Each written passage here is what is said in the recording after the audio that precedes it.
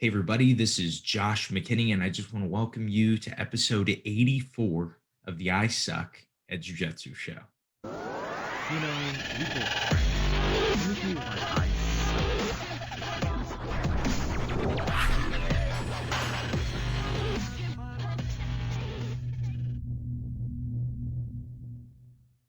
All right, new episode out now, ready to go. I missed posting consecutively for the first time in like 40 something episodes. I've been very consistent on the podcast, but last week I was not. I'm not really apologizing because I had good reason. I had really good reason, actually. I was asked to be the MC of a telethon. So basically, my mom, I guess I'll take even a farther step back. I will go to a legendary YouTube comment that is on my match, the fight that I had with Murillo Santana. Murillo and I fought like 2 years ago. One of the top comments on the YouTube video is, that doesn't really look like a Joshua McKinney. And yes, that's a solid joke. If you guys do not watch on YouTube, if you only have ever heard my voice, I don't look like a Josh McKinney. I am actually half Filipino. My mom moved here when she was 9 years old. And, and living here, getting married, starting a family, she went on a missions trip about 17 years ago, and it inspired her to start a nonprofit. The nonprofit is called Mission 111. And she has been not always under this banner, but has been operating Mission 111 for the last 17 years. And it's a really, really awesome ministry where they do good locally for our area in St. Louis, and a lot of things internationally. They have a guest house for different missionaries to go to in Haiti. They have a school that they run. They have actually a few schools that they run. They have different feeding programs in Haiti. They do a lot of similar things in the Philippines too, which is where my mom is originally from. And I got asked to be the MC of this telethon. We were able to raise like $43,000 for the charity, and so it was really fun event. But it took an incredible amount of work. And to be honest, I am 4 days out from doing the telethon. But all the lead up in the work, and then the 3 hours plus of actually being on video and doing the telethon was one of the most exhausting things that I have ever done in my life. Without a doubt, one of the most exhausting things. I really don't think I've ever been that tired in my life. I am still obviously not recovered from it. I'm still tired. But that will actually bring me into next week's episode. My mind is firing again. I'm starting to be able to do things again. And so next week, I just wanted to make sure to share with you guys an episode on training, on progressing when you're tired, when things are out of hand in your life, when you are struggling to be able to find the time to train. How do you train? How do you get better? And how do you do that while preventing injury? So I think that'll be a fun episode. But today I have a really fun episode. I get to sit down with my friend, Devin Pirata. If you guys do not know Devin, he is kind of an OG of Kansas City Jiu-Jitsu. He is, Devin and I actually fought twice as brown belts. So we were competitors against each other for a while, and now we're always friends. Always got along really well with Devin, but now we are teammates. He is one of the newest members of TAC Team, which is the affiliation that I am a part of, and so it's been cool. As soon as he kind of jumped on, he's coming down and training with us and the crew that we have in St. Louis. And then a few of us have gotten to go down to Kansas City, or go across to Kansas City, and hang out with him a little bit. Just such a cool guy, such a fun guy. Going to their school It is in the top of Body Fit Kansas City, which is a really, really cool gym, kind of in the downtown Kansas City area. I think you guys would really like it if you are visiting Kansas City, or if you are in Kansas City, you are looking for a place to train. I really enjoyed it. If you listen to this podcast, I think that would be the perfect type of training for you. I came in, everybody was super nice, but no one was overly nice. Everybody came to train, to roll hard, and that was really, really fun to get to do. A lot of times you go in and maybe people are a little too crazy and they're trying to kill you because you're an upper belt that's from out of town. Nobody did that, but they tried to kill me just enough that I felt respected and had fun. And so I think that's the kind of training that we all want. But I digress. So with this episode, Devin is, it's hard to explain, like it's hard to preface what it is, but and we'll get into it in the episode. But I think something to note, this is when I think about Devin, I immediately, before this episode, just always think of like, yeah, Devin's super tough. That's always going to be how people are going to, that's how they're going to think about him. That's like if you had one word to describe Devin: super good dude, super funny guy, but tough is the first word that I would use. And we get to kind of see where that toughness came from. We talk about this on the show a lot, that toughness is not something you were born with.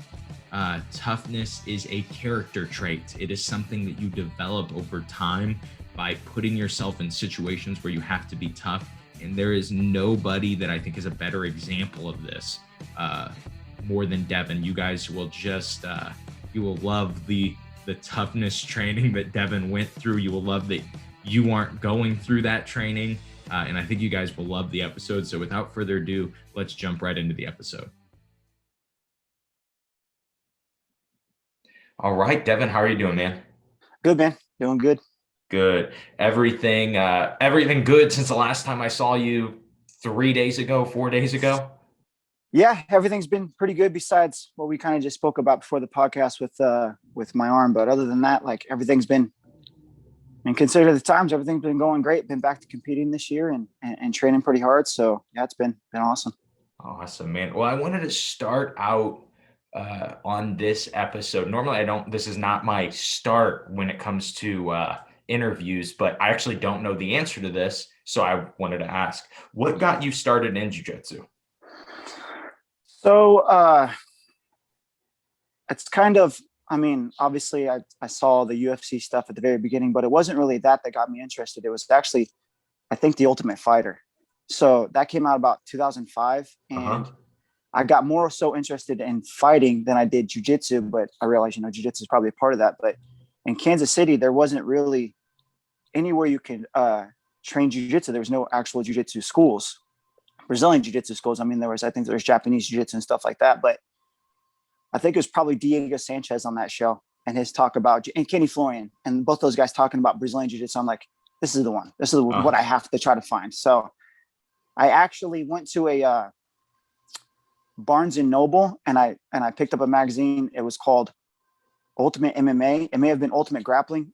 They switched somewhere in between. But I opened it up and I found a Pedro Sauer affiliate page, and they happen to have an affiliate 2 miles from my house, and I never heard of this. So, and this is 2005, 2006. I started in 2006, and this is before Facebook was even really a thing. There wasn't really any kind of networking. So I called the guy, and he's actually teaching out of his basement. Somehow he's able to make it into the magazine, but teaching out of his basement.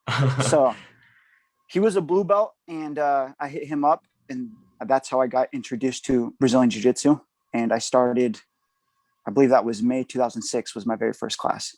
So it was Ultimate Fighter. Ultimate Fighter got me into it. That's awesome. People couldn't even imagine nowadays, like your head coach being a blue belt, but back then it was normal. Yeah, there was. So when I finally found out there was an actual jiu-jitsu gym here, I think KCBJJ was the very first one.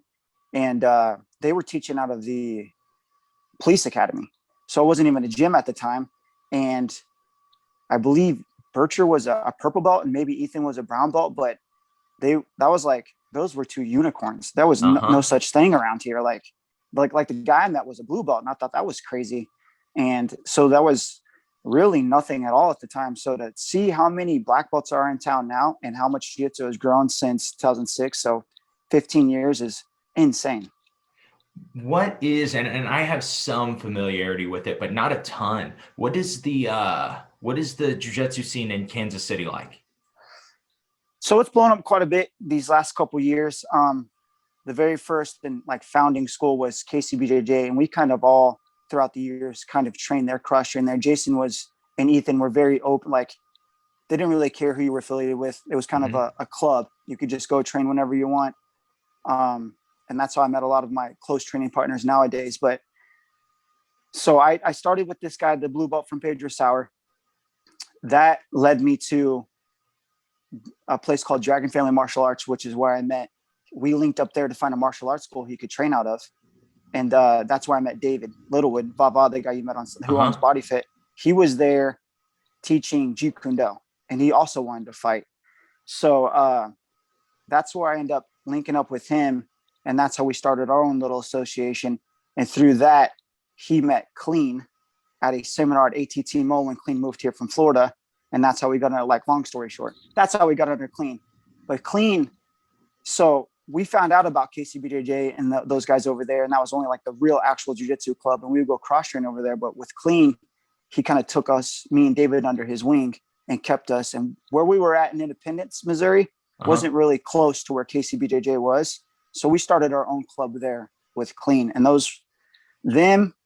KCBJJ, and a place that was also affiliated under Renato Tavares, Blue Springs Jiu-Jitsu, was really the only places that I remember back then that had Jiu-Jitsu. But nowadays, me and David stay together. There's KCBJJ, there's Blue Springs Jiu-Jitsu, there's a ton of Renato Tavares affiliates around here. So Renato Tavares really has like a stronghold on the Kansas City scene. I think he has like 5 or 6 affiliations here. There's some Leo Pisania Kronos affiliations here with Brazil Academy. That's a big one with Ninja. He's super awesome dude. So that's really what it is. They just opened a Gracie Baja, an actual Gracie Baja affiliate in Overland Park, which is on the Kansas side. So it's really blown up, like especially these last couple of years.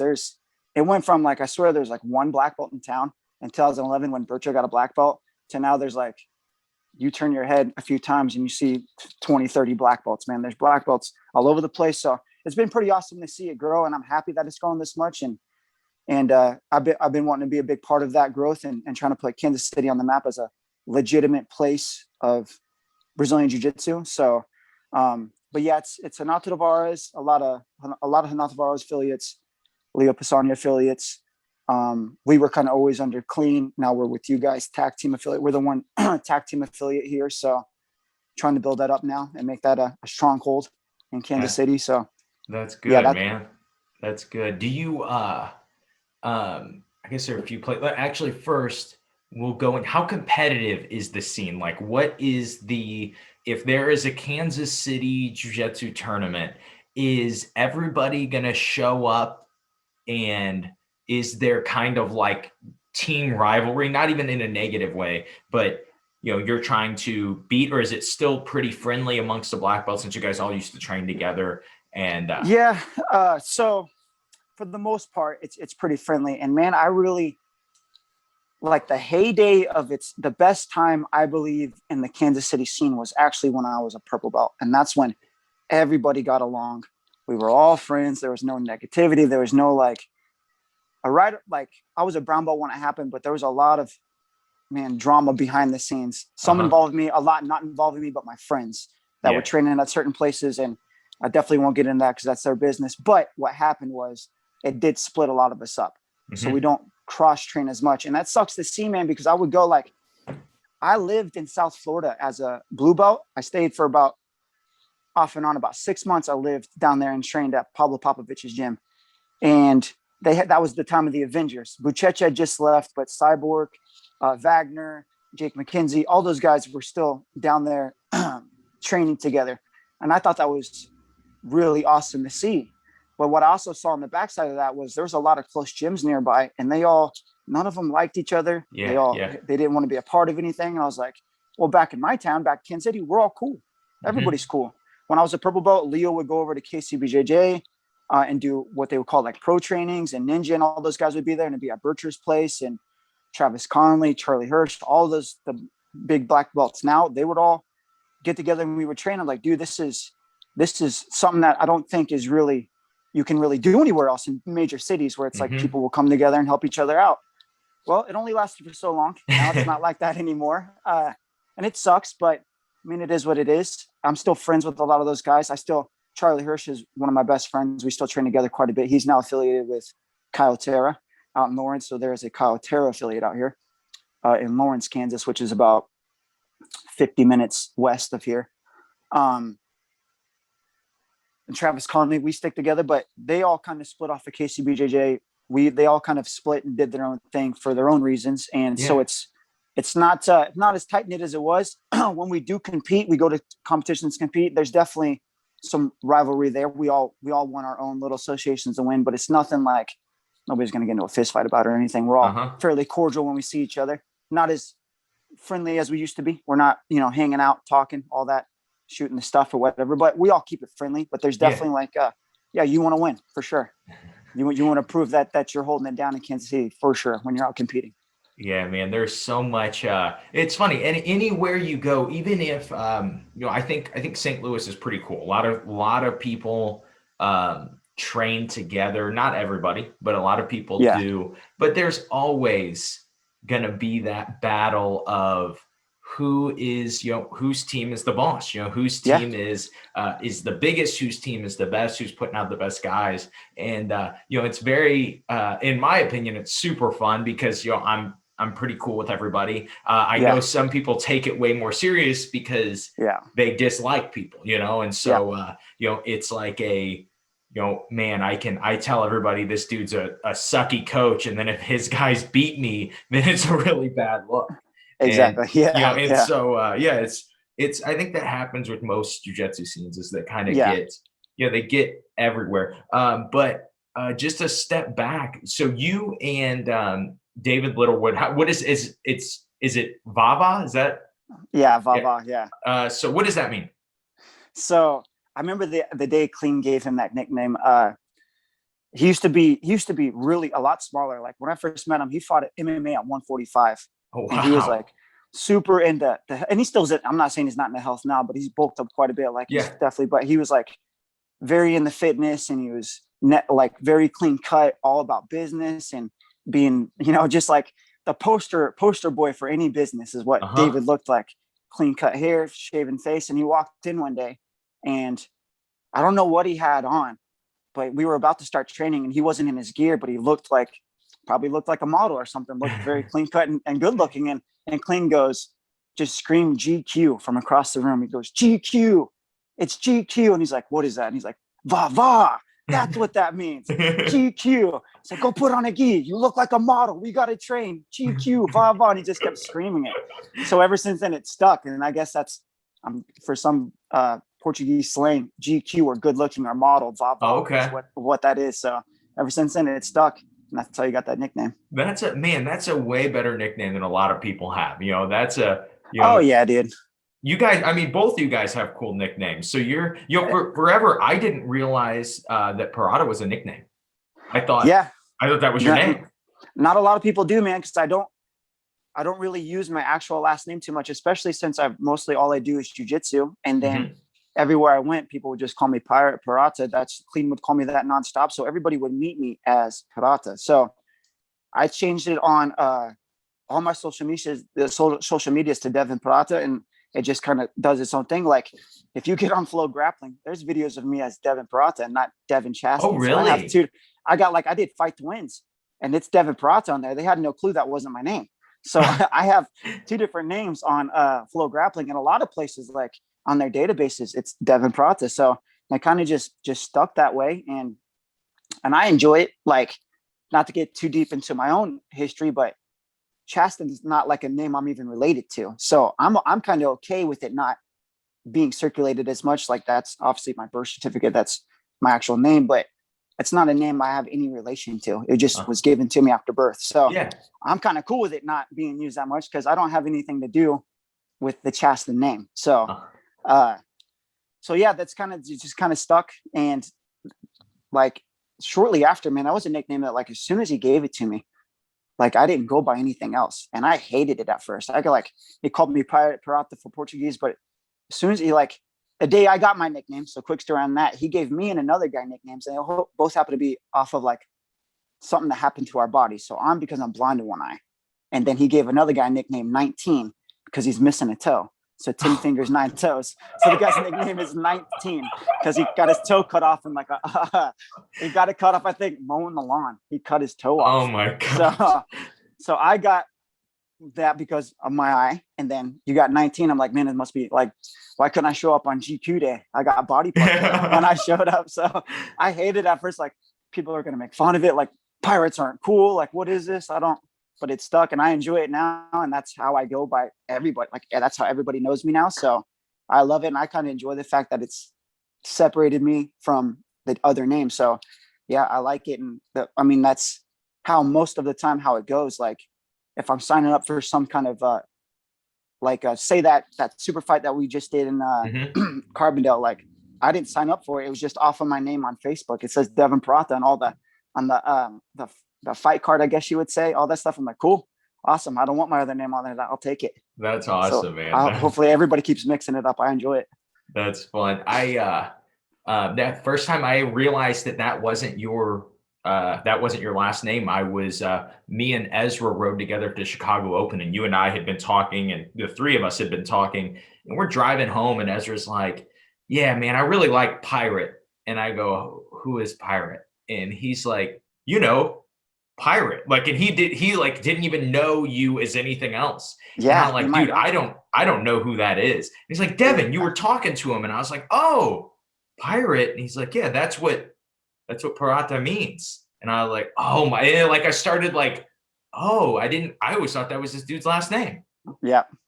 Yeah. That's funny. And so I also have I never got a great jiu-jitsu nickname. And it really is weird because my name, if you really think about it, if you see me, if you've only ever listened to the audio of this podcast, and then you see Joshua McKinney and he's this Asian guy, you're going to be like, what? So I have a fight with Murillo on YouTube.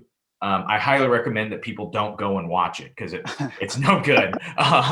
But one of the best comments is somebody commented under it and said, doesn't look like a Joshua McKinney.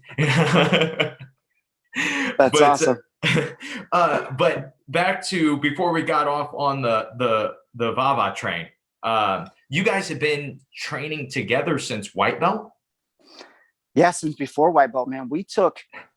Before we met clean, I fought 3 times MMA before I even met clean. Like my MMA career was done and gone before I even met clean, before I even really started training. I won't even we did have a blue belt in the house, and I'll always be grateful for this guy because he led me to where I am today. So if I didn't ever look that guy up in the magazine, go to his house, do some jiu-jitsu down there, and then go to Dragon Family and meet David, I would have never met clean. I don't think I'd be in the position I am today. So anything I say about this guy, I first have to say, I'm very grateful I met him, but he didn't we never wore a gi.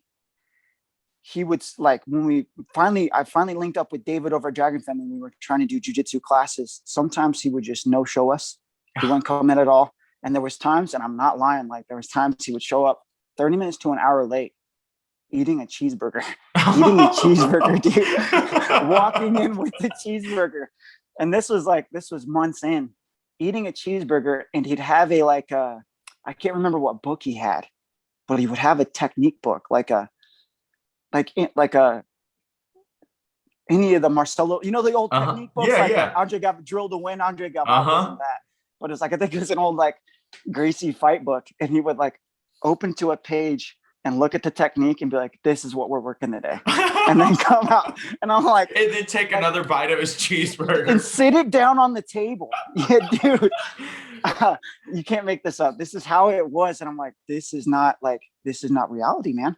And at the time, we thought we were the only guy that had an actual jiu-jitsu dude in town that had some sort of lineage to it. He was a Pedro Sala affiliate, so any lineage to a actual Gracie jiu-jitsu.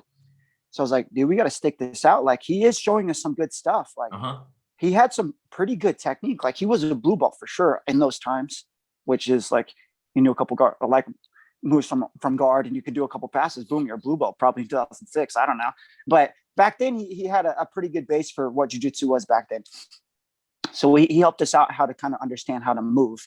But really, we kind of just like, I had wrestled a little bit beforehand in high school, and David had a friend named Nick Dudley, who was actually how we got that connection to Clean. He was going to school in Columbia, and he was doing some sort of jiu-jitsu down there. I think is before Clean was there. I don't even know if Ezra or those guys had a gym down there yet, ATTMO, but they would train together on the little techniques he would find. So that's kind of how we put that together. But we all fought MMA multiple times before we even really started doing jiu-jitsu for real.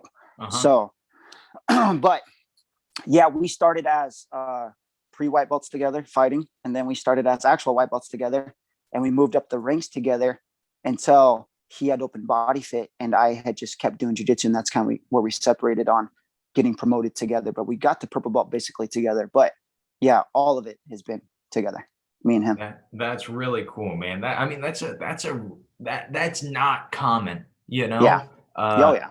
I have so many jiu-jitsu relationships that I like, you know, friendships. I'm like, oh, this guy will be training forever. Oh, and and a lot of times they didn't. And really, like, you've never met my black belt Justin, but he is one guy that, you know, we started. I think I was a white belt, and he came over as, I was probably like a 4-stripe white belt, and he came over as a 1-stripe white belt, and we got together. And, you know, now pretty much, you know, he's super helpful in running my school with me, and, you know, we're both black belts. But like, if I think back to every other jiu-jitsu friendship that I had, like, oh, we're going to get black belts together one day. A lot of it, you know, it just doesn't happen.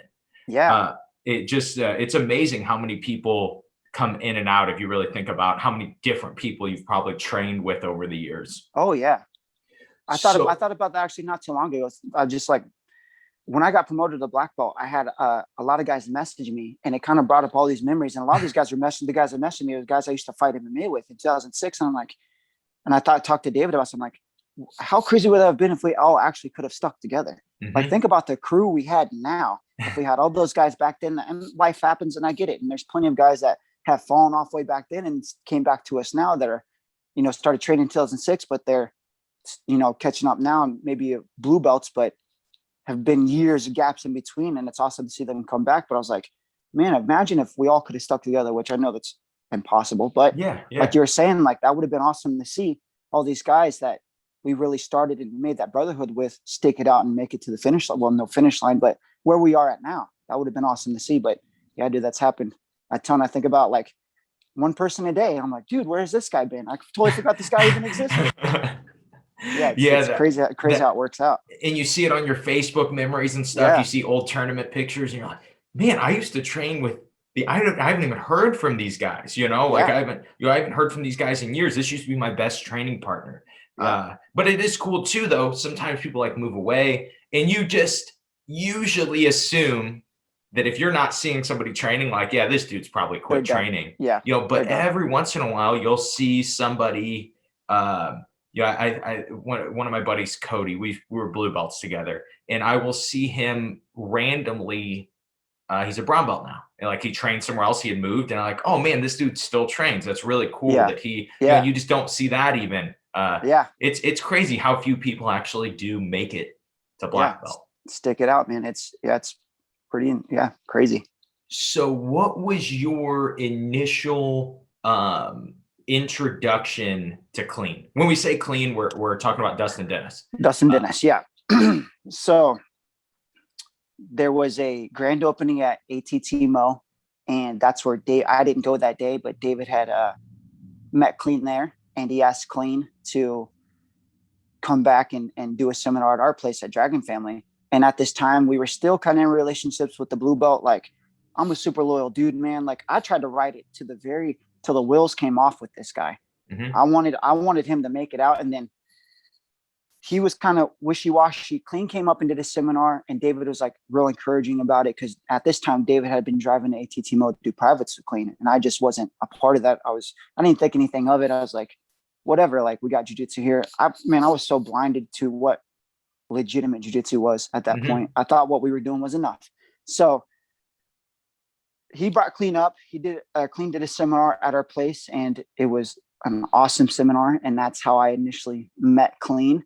But I thought that was kind of be it. Like, he'd come do a seminar, he'd go back to where I didn't know where he was from, and that would be all. And then I would just keep doing what we're doing. But David stayed in touch with Clean, and he was like trying to encourage me to, like, hey, we should go down here. You should come with me. And I'm like, why would I do that? Like, we train here. I'm not going to leave. Like, I got a job. I got things going on here. I'm not going to go travel 2 hours to go do the same stuff we're doing here.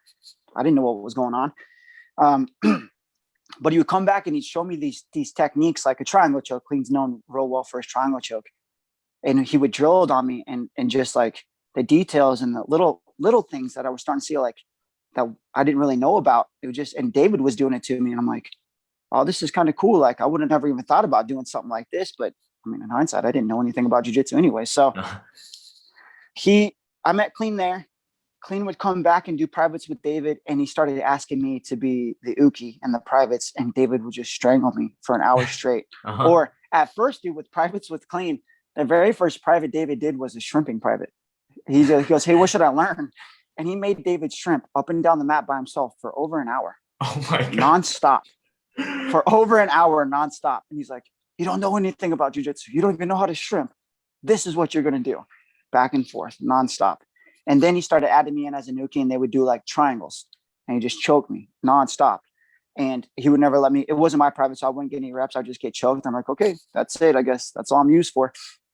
And then he started asking me to do more and more. And then he invited me down. I think he maybe have done one more seminar. Then he invited me down to a training session that they would do Tuesday or Thursday mornings at like 6 a.m. at ATTMO. And at ATTMO, to let people know about that, is basically like Zach and Ezra took over what was left of that after that went out. Like, I think ATTMO eventually turned into Cavallo Jiu-Jitsu, and that's where Zach and Ezra Lennon are at now. But they were purple belts at the time, and Chico France was there, who is their, I guess, instructor who they got the black belt from. Clean was there. Wade Rome was there. So there's 3 or 4 black belts in the house, and they would have randomly, like, Jeff Munson would come in, I think, and they're one of their big seminars. They had like Jeff Munson, Ricardo Laborio, Dean Thomas. They had a lot of high level dudes coming in and out of there. So we would go down there and train Tuesday, Thursday mornings. He invited me to one of these sessions, and I don't think I was actually with Clean at this time.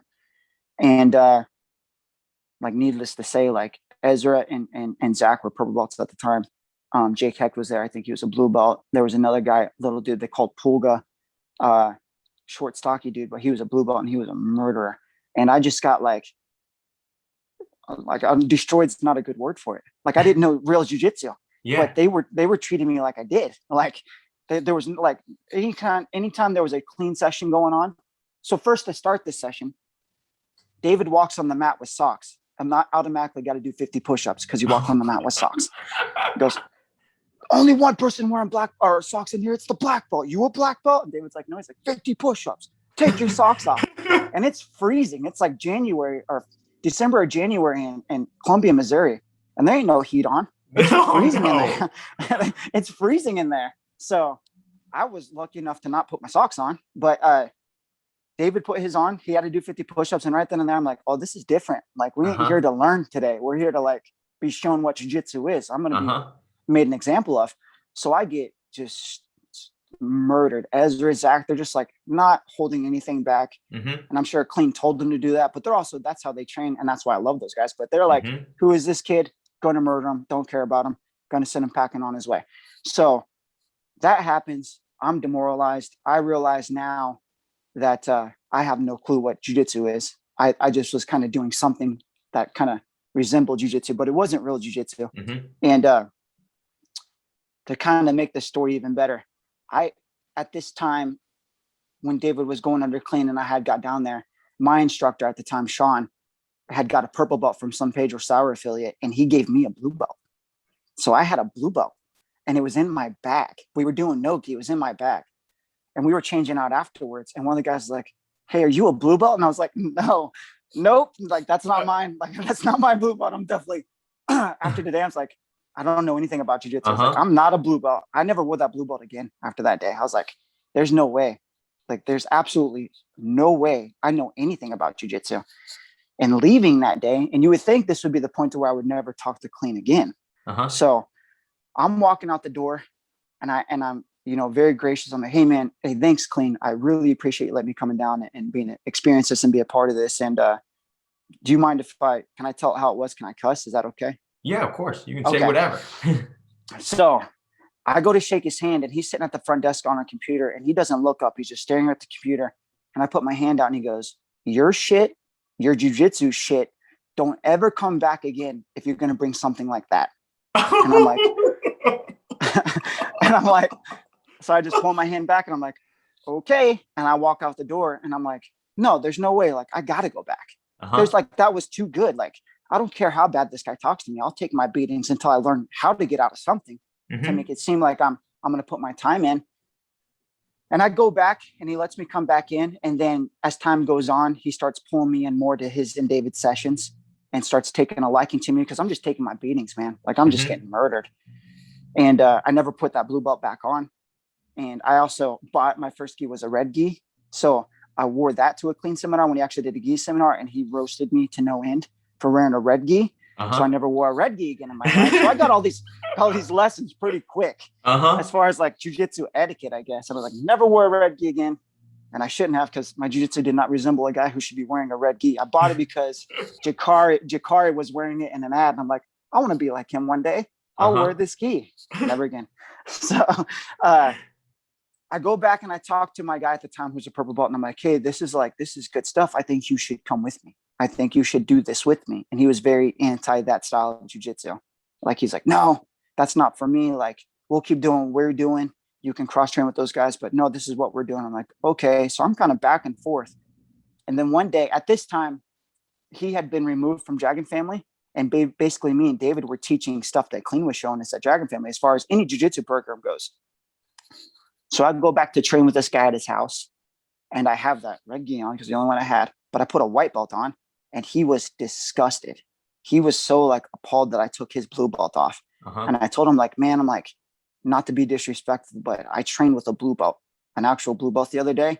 And it was not like, it's not even close, man. Like, I'm not even on the same world as this guy. And he's just a blue belt, not to mention what the purple belts did to me. Like the purple belts was like Ezra and Zach. I love those dudes. And I consider those guys have been like shining lights to my jiu-jitsu throughout the whole thing. They've always been there for me, even though we've definitely not been on the same team ever. They've always opened the door for me. So those dudes really have been a big part of my jiu-jitsu, and we can get on that later on down the road. But those dudes were awesome, man. And I'm glad those guys beat me the way they beat me, so I could actually see what legitimate jiu-jitsu was. I go to this guy's house. I have a white belt on. And that moment right there, we kind of decided like, hey, this isn't going to work out. And I'm like, man, I got to go be under Clean. Like, if this is really what I want to do. And at this time I had quit doing MMA. I just wanted to do jiu-jitsu. I was like, if this is something I really want to be legitimate at, I have to go train with this guy. I don't care how many times he berates me, how many times he cusses me out. He beats me up. Like, this is what I have right now. At this time, I still didn't realize there was other jiu-jitsu in Kansas City. So this was why, like, this is it. This is what I got. So from then on out, that's how I kind of me and David got with Clean, and we just stuck with them ever since. That's really awesome. That is. So when was your when did ATT when did it close, and then when did Clean move from there and you guys moved also? Yeah, so ATTMO I don't think was open very long, but Clean had actually moved before it closed. He only did one winter up here. He's from South Florida. So that's all he knew was the beach. He lived in Brazil for years at a time, so that's all he knew. And I don't think there was getting any snow there. He did one hard winter up here. And you know how winters are in the Midwest. They suck. Oh, yeah. So he couldn't handle it. He moved back to Florida. And we just stuck. We just kind of affiliated. And he would come in once a month from Florida and train with us. And that's like like these stories can go like, that's a whole different set of jiu-jitsu stories, him leaving and then coming back once a month. And I'll kind of like dumb that down to what that was. But yeah, that closed. ATT closed shortly after, and it became, I think, Ezra went to St. Louis at the time. Zach stayed open Cavallo Jiu-Jitsu, and they both got brown belts, I think, right before it closed. Okay. So they were both brown belts. Zach stayed. There was another guy there that was that opened a gym in town too. He was, you know, Sean Woods, right? He's a Gracie Maita guy now. So he was there at the time, but when they closed, he went under JW, and Zach and Ezra stayed under Kiko. So they ended up splitting and opening 2 different gyms down there. But AT2MO was gone, I think. 2008 is when that closed. So, or maybe it could have been 2009. But Clean left before that. He moved back to Florida, and we kind of just stuck under him. We didn't even know we were affiliates of him. We're like, hey, are you our guy? Like, did we learn jiu-jitsu from you now? Yeah. Like, what do you mean? I'm like, one day, and I know it's nowhere near. And I'm like, we're not asking, but I'm like, you know, we'd like to be black belts in jiu-jitsu. Would we ever become one under you? And he's like, yeah, I think. Like, sure, I can take. I'm like, you guys are under my wing, so you guys just keep showing up. It's not about the belts. And he just screamed. I was like, you can't ask a question to him back when you're a white belt without it be taken a different way. And he's like, don't ever ask me that again. Of course, you're my student, but don't ever ask me that again. I'm like, okay, gonna write it out with this guy. Gonna write it out no matter what. So he moved to Florida. He would come back once a month and stay for a week at a time. And we would train in those weeks. And this is probably how I broke my neck, but we would train 8 to 12 hour days, 7 days in a row. Oh my gosh. And they would be drilling sessions, break, 2 hour, 3 hour training sessions, break, drilling session into a training session every single day. And I was 20 at the time. So I was like, whatever, I'm young. Like, I'm just going to do this, man. I remember after certain sessions, and I was lucky at the time, I only lived a mile away from the gym. I got vertigo from how hard we were training. Oh my like gosh. I went into my house and I'm like walking down my hallway and I'm like, man, am I in like a carnival? Like the whole room's spinning. I'm like, this is not. And I had to train later that night. So I would just fall asleep on my floor in my hallway and hope that the vertigo would go away to go back and train again that night. And it was just like intense. And guys would come in and they would go. Nobody would really stick it out but me and David. And they were just like, it was just insane. Me and David and this guy we called Silent Assassin because he would never talk. He got to purple belt from Clean. And he just kind of like, he put his whole life aside just to train jiu-jitsu. And it like, he dropped out of college. He like lost relationships because he was like Clean's main student outside of me and David. Nobody really knows that unless you know who Silent Assassin is. But me and David were kind of like the guys on the side compared to this guy. He had the heart for this guy, but he would never talk. You would never know when he was in the room. We would be training him, or you'd look over and he's standing next to you. So we called him the Silent Assassin. He never spoke, but he was super good at jiu-jitsu. So it was us three that kind of stuck it out through all these sessions. And that happened for a couple years of him coming in once a week. We would pay him to come in or once a month, and we'd pay him to come in.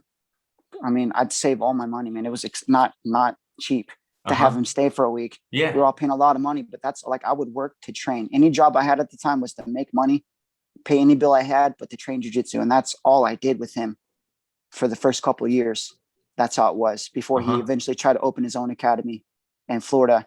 So that's when it kind of stopped. And then it kind of just started separating slowly there around purple belt at the very end. But at the beginning, it was an awesome thing. He would come in once a month and it was very intense and hardcore. And that's how we kind of made the relationship work since he moved back to Florida. But we definitely made it work. What was you said you moved to Florida for a time? Yeah. So I ended up hurting my neck in 2009, having neck surgery in 2010. Once I recovered and realized I could train. So I went from the timeline there was I hurt my neck in January 2009, visiting Florida. Didn't know my neck was hurt. I thought it was my shoulder because it was a nerve impingement. I trained for 6 months like that until I completely atrophied the muscle in my chest, in my tricep. The muscle was almost gone. Like my arm was basically useless. So I finally realized, I was like, hey man, this isn't my shoulder. Like this is something neurological. You would think you would realize that right out the gate. But if you study anything back then, like nowadays you can get on Reddit and find out anything about any injury you have. Back then, like nobody had a hurt neck. I didn't know anybody around me, couldn't find anything on it. So I'm like, this is just my shoulder. Like this is, and like I hurt my neck in South Florida. And the next week Clean was in Kansas City and we were drilling triangles on it. I had no clue. Uh-huh. So that happened in January of 09. June of 09, I finally go get an MRI, and the doctor's like, he laughs. He's like, you're never going to train. You know how they are. You're never going Uh-huh. to train again. Like, Uh-huh. they saw the herniation and how bad it was and the bone spurs in my neck and how it was pretty gnarly what was going on in my neck. And it was completely compressing a herniated disc, completely compressing a nerve in my right side. So I try rehab. I do cortisone shots. They had to stick them in my spine one time through the front of my neck. Like, this was not fun to deal with. Uh-huh. For 6 months after that, finally they were like, hey, we're going to have to do surgery. There's nothing pulling this off your nerve. So I have surgery 2009. Me being young and dumb, I talk clean into let me get back on the mat after 3 months. I do 3 months. I'm back on the mat doing drills. 3 months later, so that goes from January of 2010 to June of 2010. Every June, World Championships. So I Uh-huh. go from neck surgery in January of 09 to competing in the World Championships of June 2010. And I go out there, get smoked in the first round. It's kind of my MO at the World Championships is don't win a match. So I go out there, I get smoked in the first round. But I'm like, walk off the mat and I'm like, man, like nothing happened. I was so afraid of being hurt after, like, it was traumatizing, like rebuilding my arm after a Uh-huh. neck injury. It's like, dude, I'm so afraid of being like, I walked off the mat and like, I'm not hurt. Like, this is insane. Like, I think I can do this for real again. So by the end of June 2010 to December 2010, I think I competed in 10 more tournaments. I Oh just my went God. wild. I went Uh-huh. wild and I did well. I was doing well and I was like getting my confidence back. And then I was like, man, if I want to compete in the World 2011, I need to move to Florida and take it serious. So that's how I Mm-hmm. moved to Florida. I moved to Florida early 2011, and I stayed there until Worlds. Uh, Came back, dude. The best training I could have got, dude. I was in a room full of guys that were like, one of the only blue belts allowed because of clean on their Tuesday, Thursday training. It was usually like how good purple belts and up.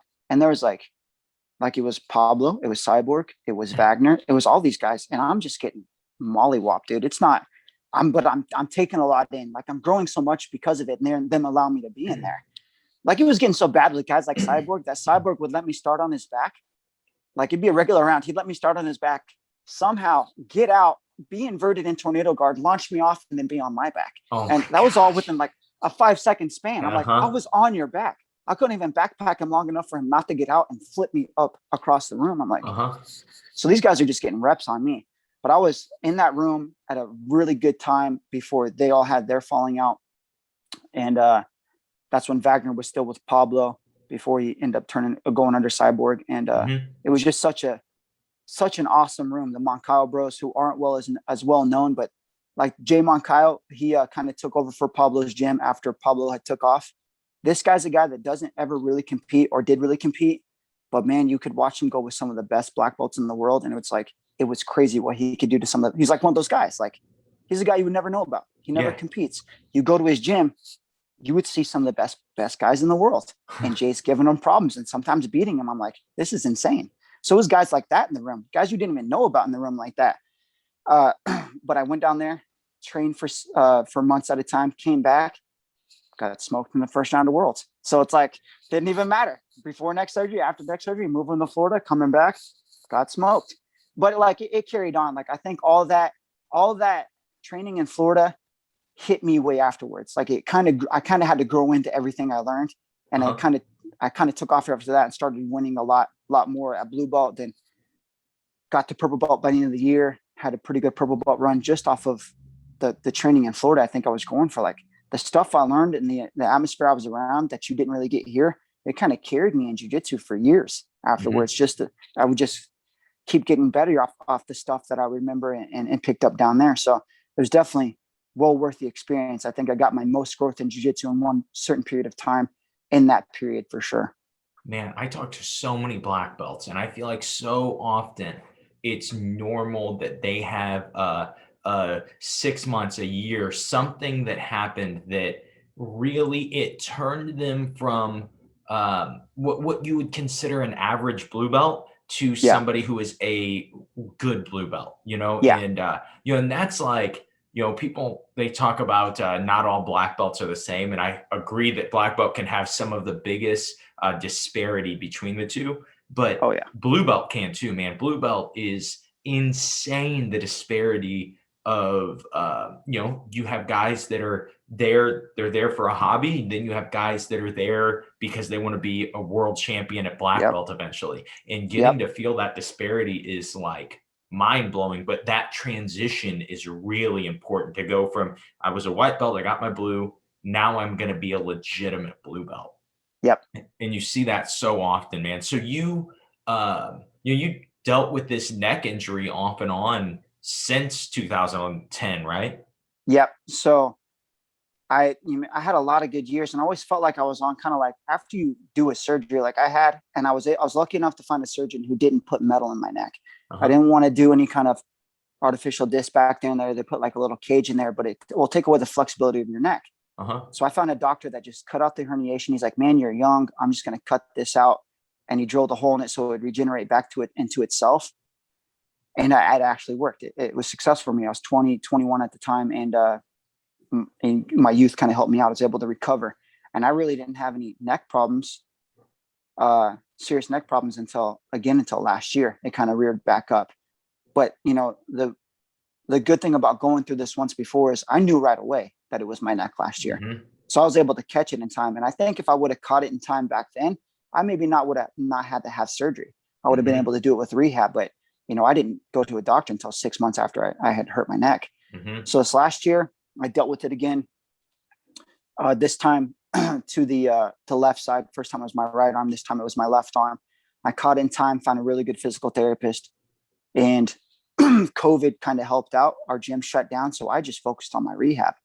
Like I didn't have a job at the time. I just focused on 100% on my rehab. So I was able to fully focus on that and regain it. So, it creeps up every now and then. Like I spoke about, it's kind of creeping up on my right side this week, but it's one of those things now that if I catch it in time, it's definitely manageable. Like I don't have to let it get it as bad as it ever got, and that to where I needed surgery. So going through something like that definitely helps out in times like this where like, okay, I know like there's a certain time during the week where you think you're having a muscle spasm.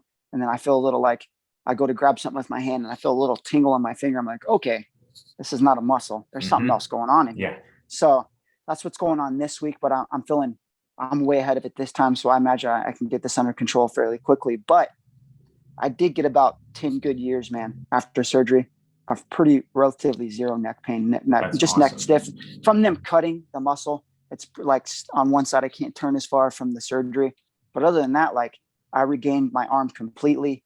I was able to have a really good, a lot of great training. Like it's almost like I never hurt my neck.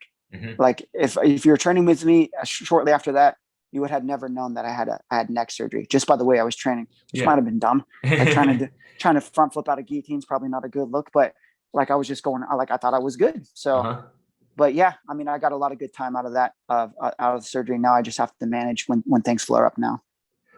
They pretty much anyone who's ever met Dustin, trained with Dustin, they talk about how like you could the word tough or rough could be interchangeable there. So for you, you were his first guy to go from white to black belt, right? Yep. Me and David are the first two and only two to do it. Yeah. And so going through that, obviously you've talked about just some of, kind of like you were saying, just getting beat down. How were you able to manage that through whatever 12 years, 10 years being under him? How did that kind of, how were you able to get through that? Was it just you were just tough, you just wanted it so bad? What was kind of, how did you do that? So, to the outside eye for sure. And even to me, man, like Clean's definitely a rough dude. And if you know him on the surface level, that's all you're going to know about him. I actually moved to Florida later on that year for a very brief period of time. And I've lived with Clean for a month. I've stayed in his house. I've seen sides of Clean that nobody really got to see. Like he's broken down to me, like about his life. Like I know so much about him, just as much as he knows about, like we have a very different relationship. And I think that's kind of what made it last so long was I got to see a different side than everybody else got to see. Although I was also got to see the hardcore side of it. And that's one thing I'll say about it today. Like being a black belt under Clean, he made me like, he gave me what he really gave me to be a black belt was the ability to learn in any environment. I think whether it was a hard environment, a soft environment, like I know how to learn and be able to adapt in any environment I'm in. Because it was one of the hardest environments I think you can learn jiu-jitsu, and it was one of the, like the most stressful. It was crazy, man. Like I saw so many people fall off, and like people hate Clean to this day. There's certain people that have horror stories to Clean about him, like he'll choke guys to sleep all the time, showing techniques. But like just for a reference on what he, like the day after he gave me a blue belt, he choked me to sleep 4 times. And that's another time I got vertigo. 4 times I went completely out. He would do this clock choke on people that he know if you didn't tap him, he wouldn't let go. He didn't respect you tapping the mat. But he's behind you. So he's running a number back here. And I'm like, there's nothing there. So I'm like slapping the mat. And he's like, he's in another zone. He's not in the same world we're fighting in. So I go to sleep 4 times. And this is at Dragon Family still. And I remember one of the times I woke up screaming. I woke up like, like my body had enough. And the guy that owns Dragon Family runs in like a murder's going on. And he opens the door. He's like, "Hey, you okay?" And I'm like, I don't know what's going on. And Clean's like, "Shut the door. He's fine." And I shuts the door. And I think he puts me to sleep again right after that. Oh my like, gosh. That's like a hazing period. Like he's like, "Hey, like here's a blue belt. Happy for you. Going to make you feel worthless now." And that's like kind of how we were brought up. So Clean made me very tough. Like I can tough through anything. I don't know if that's a good thing. Like there's probably things I shouldn't be toughing through.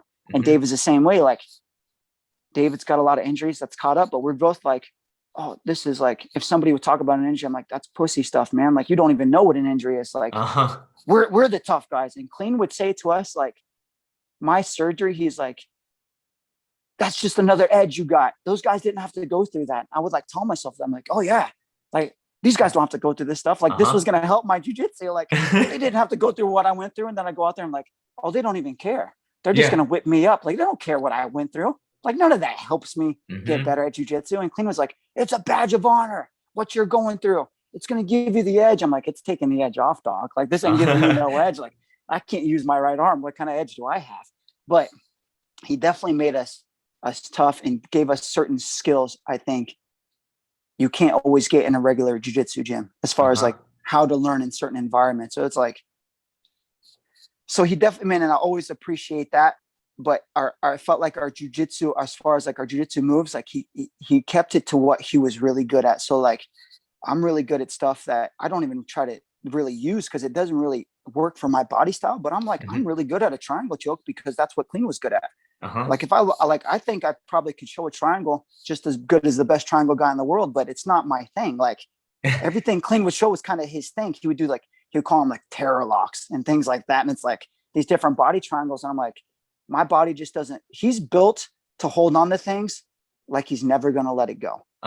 Like I would go do a strength and conditioning with Clean, and he would just grab 100-pound band and sit down and hold it for minutes at a time. Oh my God. So he could just get used to squeezing guys. So I don't know if you've ever trained with Clean, but when you train with them, so it's like, it's basically like quicksand. Like there's no timer on the clock. We'll be done when he's done. So it's either a 10-minute round or an hour. And in his mind, he has a certain submission he wants to do 10 times. So when he gets it 10 times, that's when we're done. And about the fifth time in, I'm like, oh, he wants to one-arm guillotine me with a gator roll. I realize that now. So the longer you fight it, the longer the round goes. And he'll go until he gets it 10 times. But it's like, it's quicksand, man. It's like he would stick me in an over-under pass and not move. And he was strong enough to hold me there.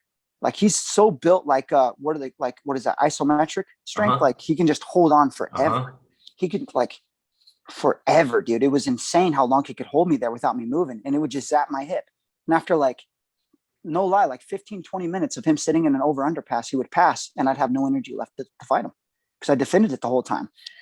So that's what Clean got us good at, was like those grueling kind of, but it's like, as far as learning a well-rounded jiu-jitsu game, like I think I've learned the most I've ever learned about jiu-jitsu as a black belt in these last almost 2 years than I ever did coming up to be a black belt.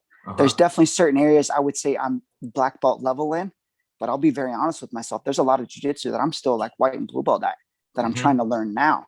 And being an instructor, it's even more motivating to learn this stuff because I don't want just guys to be like the kings of a certain set. I want guys to develop their own mind for jiu-jitsu and be good at anything. And I need to facilitate that.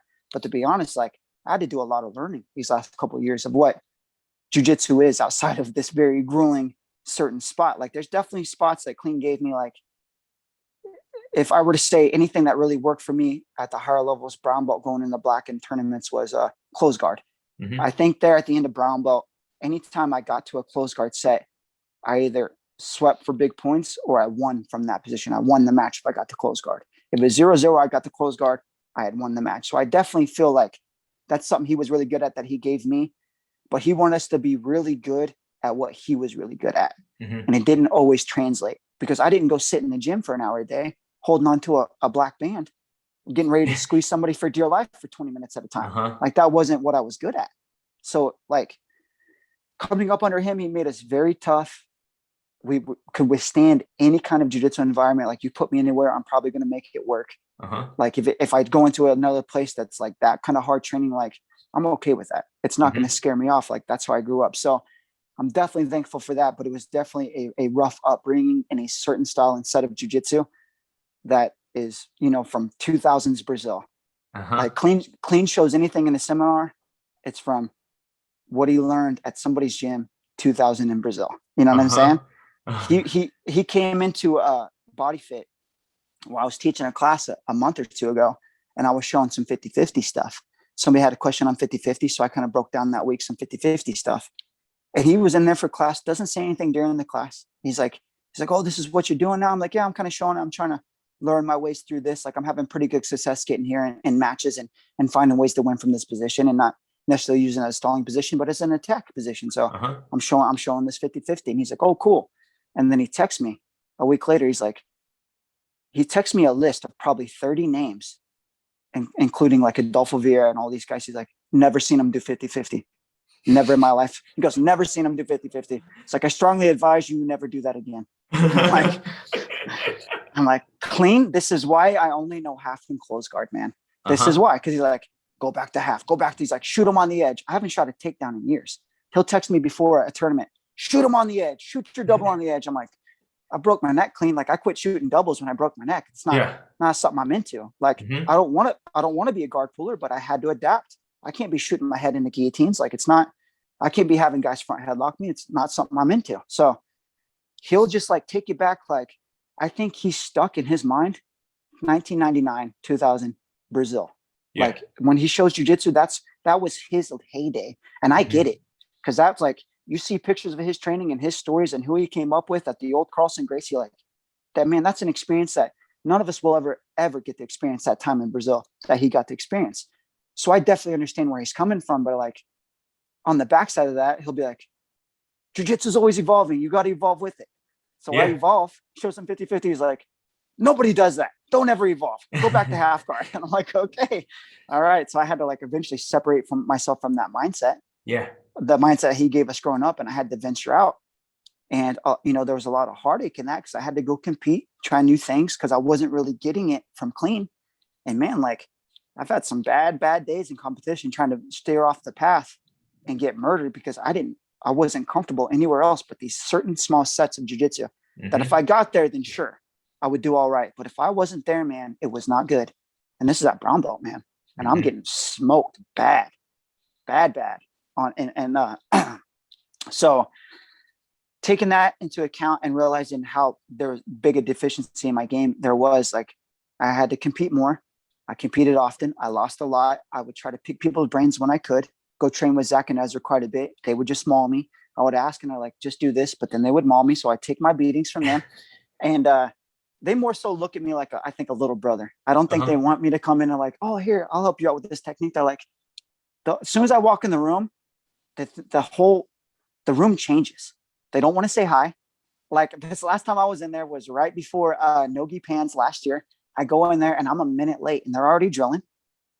And I go, hey, what's up, guys? And Zach just looks at me and then looks back at Ezra. Doesn't say hi. And I'm like, okay, this is going to be this type of day. All right. So they big brother me, dude. They don't, I think they like to see me do good. Obviously, I think they're my friends, but when I'm there, it's like I'm not their friend.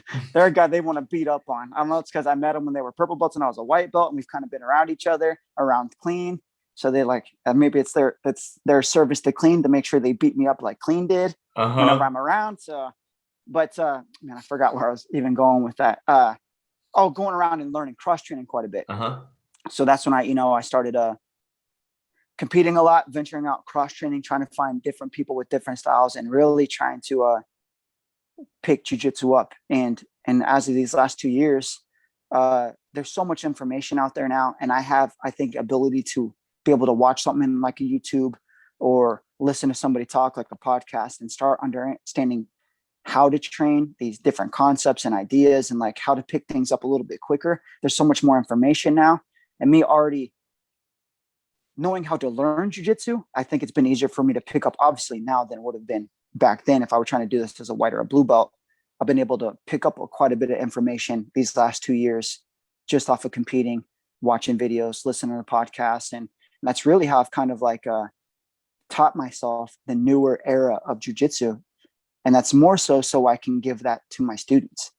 Like, I don't know how much I'll be doing barambolos. I don't know how much I'll be doing, but I need to understand how to at least teach those and understand the reasons why I'm teaching those. Cause I got plenty of guys that are coming up that can do that at a high level. And I need to be able to facilitate that. But that was nothing I was ever shown. So really learning jiu-jitsu these last 2 years has been like my main focus, man, to try to give back to my students. And that's, if I ask clean, like, hey, this is what I'm doing for 50-50. He's like, disregard, go to half guard. I'm like, okay, gonna have to go watch a video.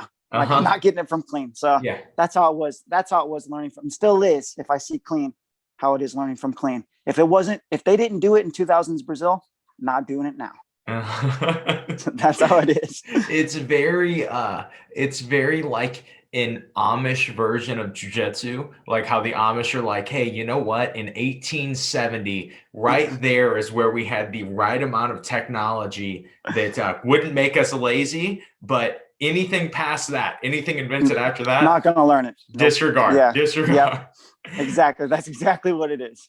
And yeah, man, that can be really tough. And I think that was such a taught version of jiu-jitsu for so long. I mean, even when I started in 2008, and I remember, people would come in and they would say, this is what they're doing in Brazil. And you would, oh my gosh, they're doing this in Brazil. That must mean it's legitimate. Hey, what lineage are you under? Like, dude, you get to train with guys that are under nobody, and they're really good at jiu-jitsu. Also, a side note about your, about Zach and Ezra big brothering you. When I first started training with Ezra, he would come over to my gym like once. It turned into twice a week, and we just had a good group of guys. We actually would lie to people to get them to come in. So we would message Ezra and be like, Ezra, there's going to be like 3 black belts in. You should come in and train. And he'd be like, oh yeah. Then we would message 3 black belts and be like, hey, Ezra's coming to train. You should come train. And we would just like, we would trick people into coming in to train with us. Gotta make it happen. And so with Ezra, man, he would just, I didn't score on him for like 3 or 4 years of training with him twice a week. And I mean, I was a good purple belt, and I would just be like, man, this is unbelievable. Like it got to the point, it felt very much, and that's what people talk about. Like, I felt like a white belt. When you're a white belt and you go with somebody who's a blue belt, you cannot fathom how you will ever be at that level.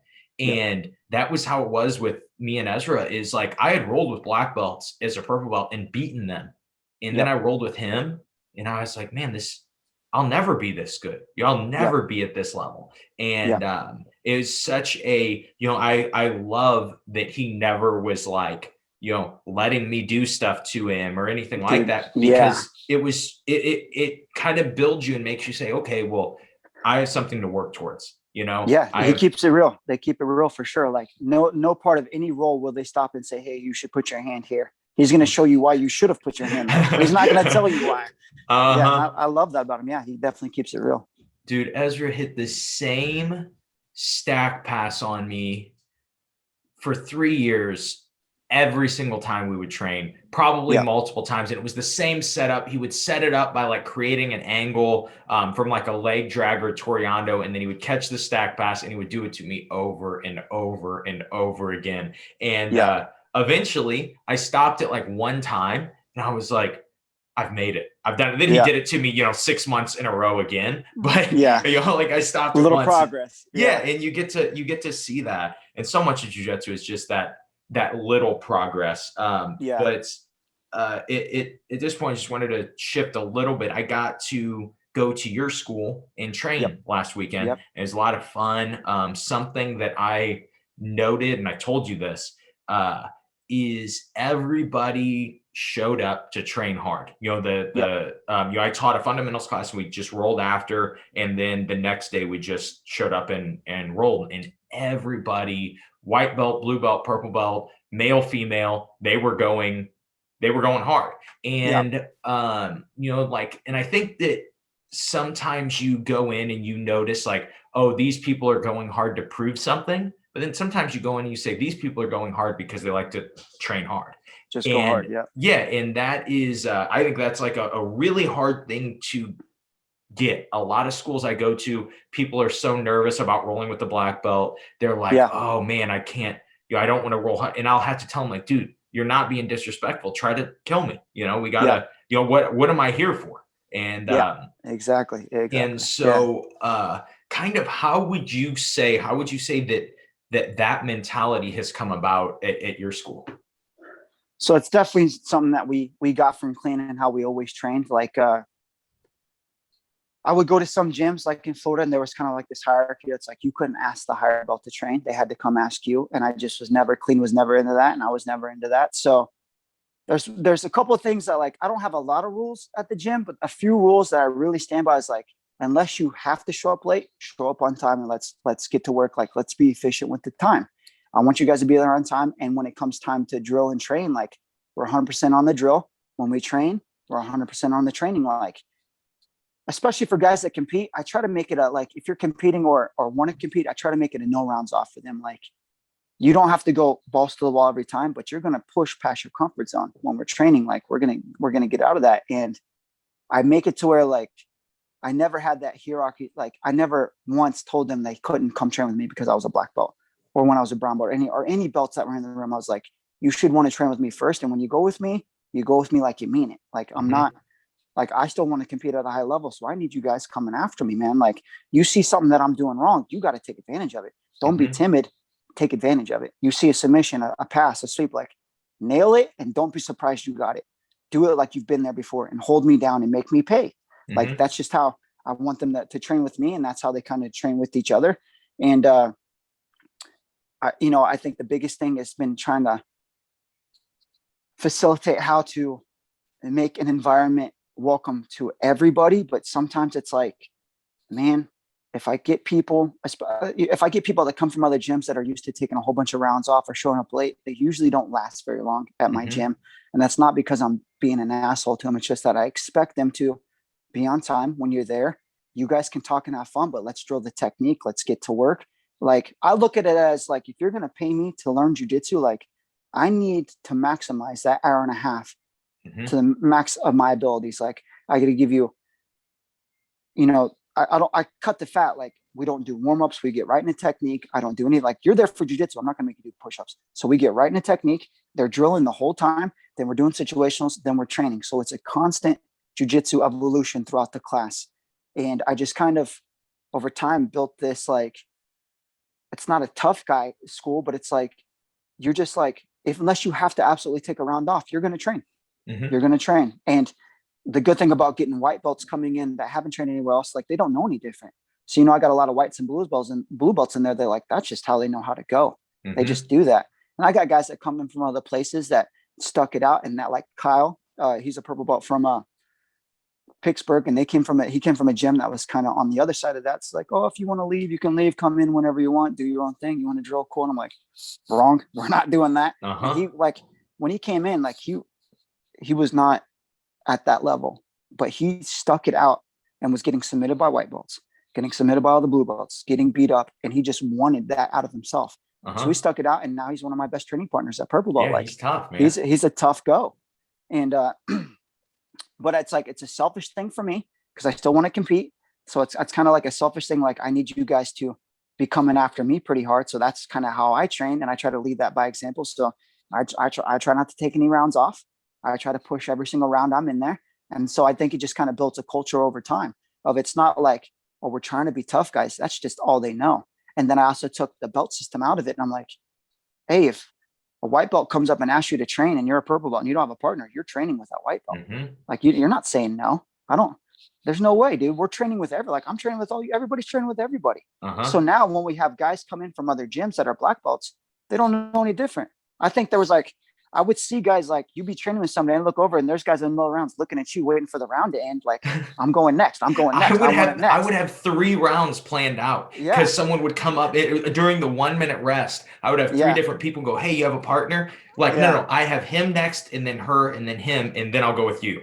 And then you're like, and then I think I'll be finished. And I think I heard you say to Vinny's like, this is the 6th time I said one more. I'll do one last one. I'll do one. Yeah. I think I did something like 17, 25s in a row. Yeah, and, man. It was a blast though. I think that is, that's just for me, that's how you're training.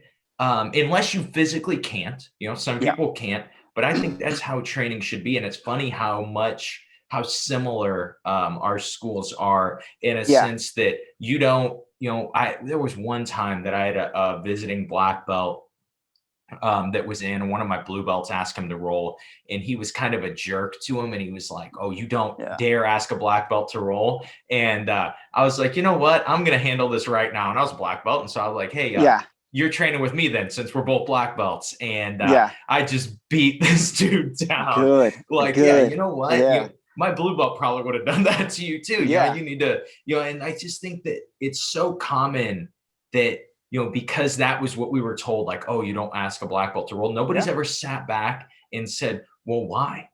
Yeah, exactly. Why? Yeah, exactly. Yeah. And so I really think a lot of the reason is because if a black belt is exhausted and a blue belt comes up and says, hey, do you want to roll? It's like thought of as disrespectful. But I'm like, hey, you know what? You can always just say, no, thanks, man. I don't feel, I need to sit out around. You can do that. But if not, like if it's, if not, don't make your ego be like, oh, you're not allowed to ask me to roll. No, dude. Yeah. And that's probably a big part of what it is. Like, Steph, I don't know if it's like something that came up from the Brazilian culture, which I imagine, because that's kind of how it was at Pablo's. There was a rule sheet on the things like, hey, don't ask upper belts. But there was also really good black belts there that didn't care. But as far as a general guideline, it was, hey, you can't ask the upper belts to roll. And I'm like, and then I was a blue belt there. And then I would finally get around to training with some of these upper belts, and I would just be beating them up, man. And I'm like, I don't like that. You just can tell that they can use that as a, like, hey, I'm tired. I don't want to get beat up by this blue belt. Hey, you can't ask me to roll. I'm a black belt. And I'm like,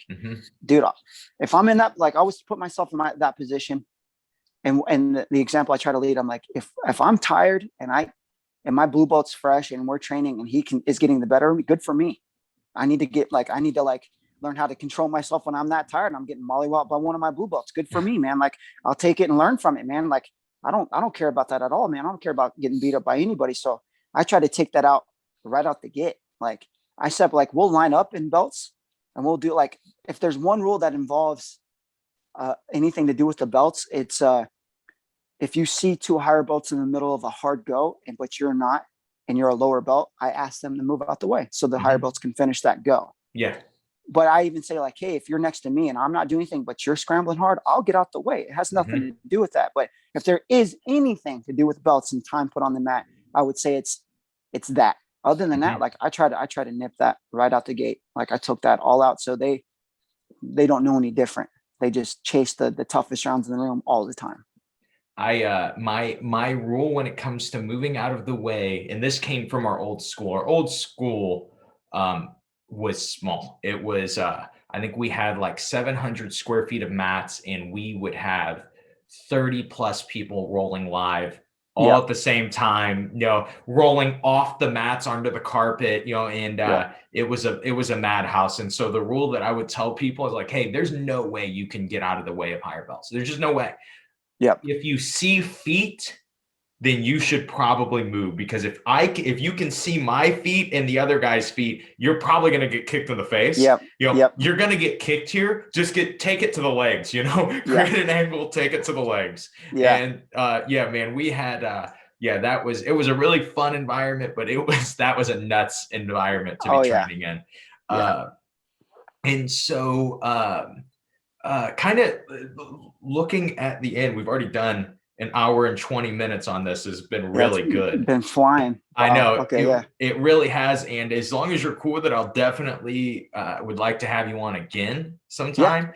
Maybe even if I can get you to visit my school sometime in person. I have a studio that we can record in person in. And I think that would be fun. But I always finish the podcast with the same question.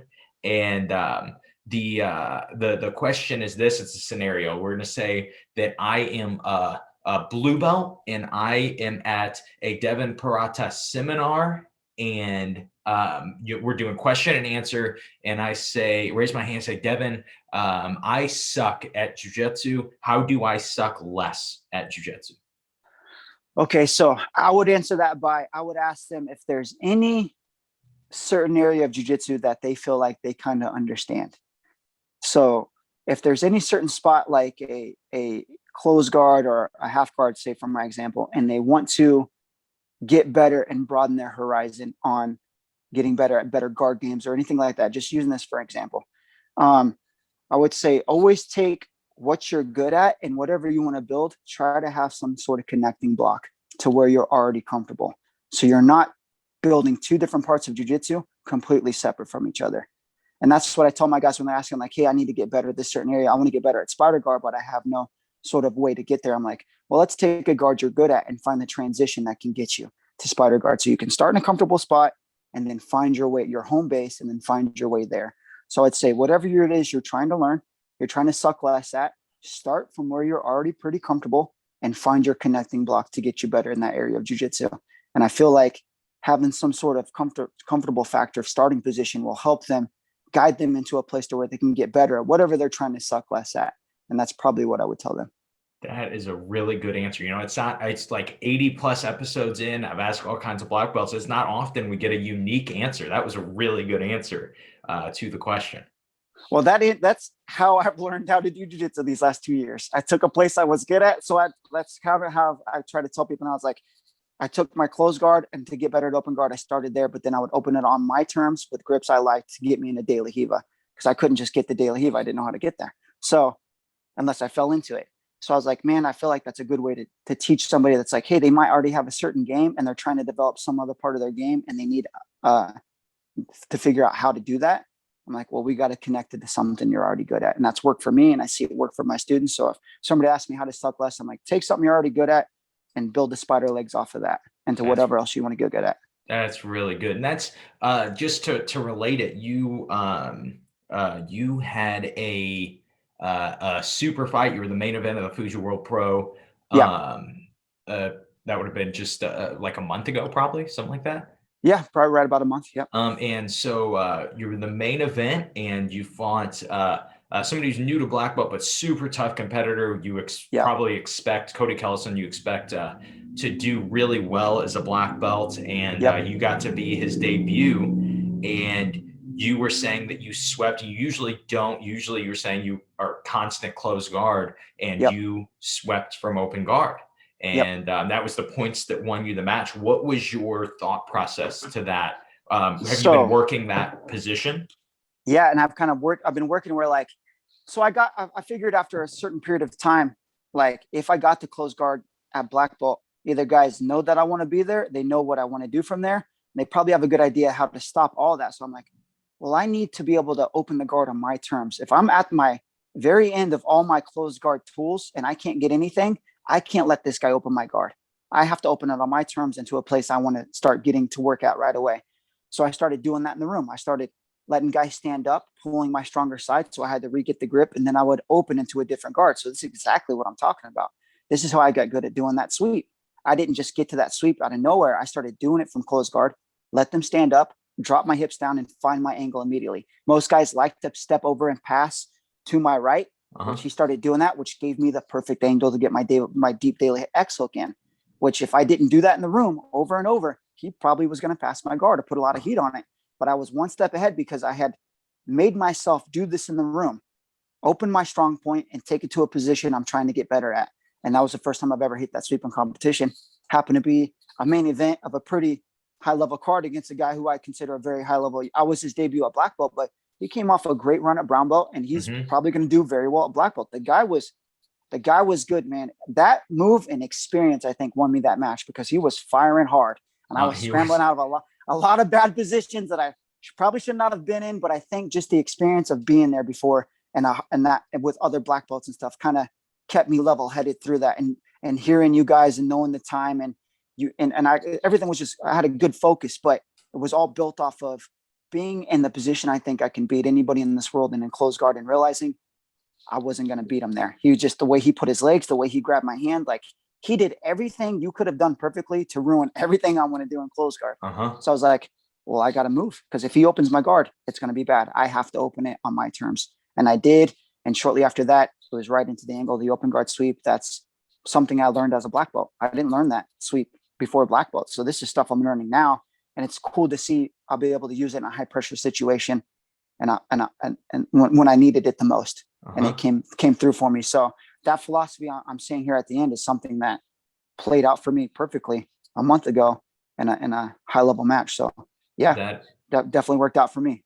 That is awesome. I literally coached 12 hours that day. By the time you guys got done fighting, it was 9. I got there to coach kids and I started and I got the only breaks that I had were making sure when the World Pro started after the tournament ended, the World Pro started making sure my students had everything they needed that were competing, but I was coaching, 12 hours. I kept my voice the entire time until your match. And then it was gone. It didn't last. I could barely talk at dinner that night because it was so gone. That was a great match. Dude, it was, so I know we're getting short on time, but it was so awesome to see, because I would see you guys throughout the day and you guys we were very calm. You're like, hey, you need anything, let me know. Like you, Kyle, Nick, all those guys. And I knew you guys were there mainly for Luigi and David was going to be in my corner, but I wanted you guys to be in there too. Like I want you guys to be a part of that. And, we're all very calm. Everything's calm, cool, and collected. And I walk out to the mat and in the middle of it, I look over and all you guys are over there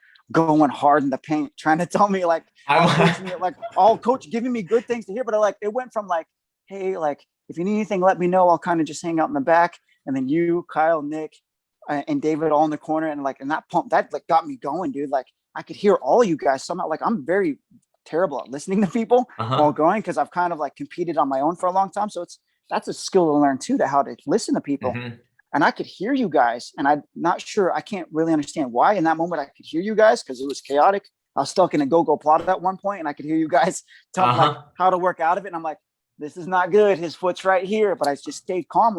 Your guys' coaching somehow kept me calm and in the zone the whole time. But it was a good switch from hey, we're here if you need me, to all of us. We're going I got up and I went over to you guys and we're all going hard. It was a cool moment, man. I thought I was on David's really back at one point, climbing on, because he was sitting in the chair and then he started standing up and I'm on both shoulders going, get square out. Yeah, dude. It was a really cool moment, because I had just switched to be under tag team with you guys right beforehand.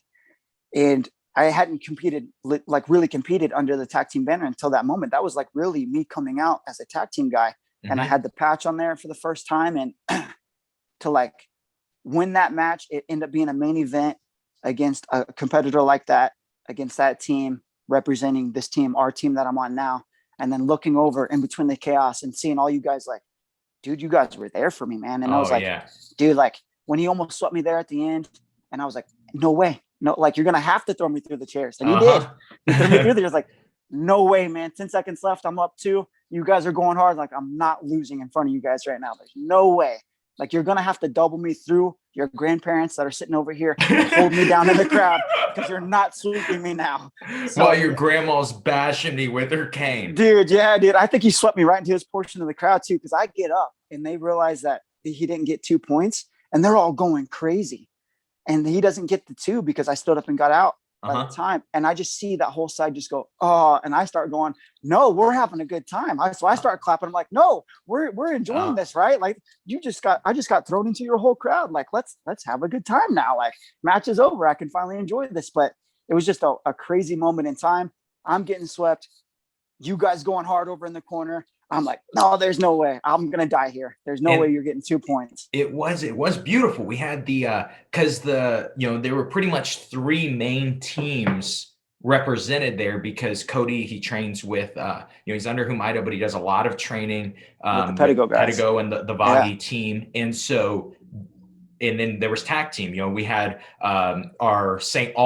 Louis teams were there. We had Andy Saban's school there, and we had some of your school there. And there was just so much. I mean, we probably had 30 to 40% of the crowd, and then he had the rest. And so it was very much, everybody was into it. And I think that's why they switched kind of the main event. And man, it was that was nuts. That was a very fun, very cool jiu-jitsu moment to get to experience, That, like, I wasn't so happy for myself afterwards. I was happy because I was wearing your guys' patch and you guys being in that moment. And I think afterwards I realized how much it meant in that moment. I wasn't really calculating because, it's my first time being on tag team. I wasn't, like, everything you're saying, it wasn't really resonating with me, like all the people in the crowd and all their people in the crowd. And it's kind of like we were talking about earlier. It's like, probably a friendly rivalry over there. You guys are fairly close to each other. I'm like, I'm sure there's something going on. And afterwards, I'm like, man, that was big. That was a lot bigger than I thought it was. Like, there's a lot more going on there outside of what I was thinking about me just winning the match.